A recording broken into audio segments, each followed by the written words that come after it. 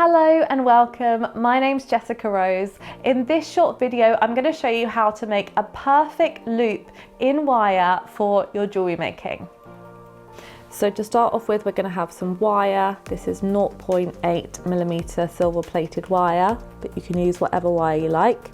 And I'm just going to file the end with a needle file, just a few times to make sure it's nice and flat. Then I'm going to take my round nose pliers, place my wire in to the pliers.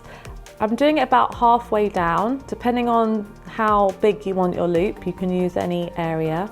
And I want to make sure that there's nothing sticking out the side, so the wire is all the way in the pliers. Now I'm going to use my thumb to push down and just twist the wire around as far as I can go.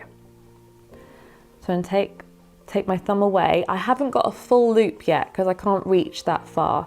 So what I'm going to do is open the pliers, gently bring it round, close them, and now using my thumb I can see there's a little gap. So I'm just going to close that gap so the loop is fully closed.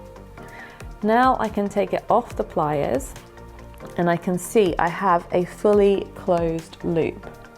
Now if like mine it's not completely flat, I can go in with my flat nose pliers and just pat it down just a couple of times. I don't want to damage the wire. And again, I've got a lovely loop.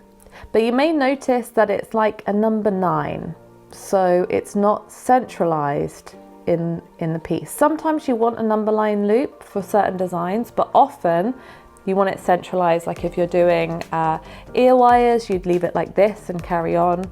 But if you're making, say, eye pins, you normally want it in the center.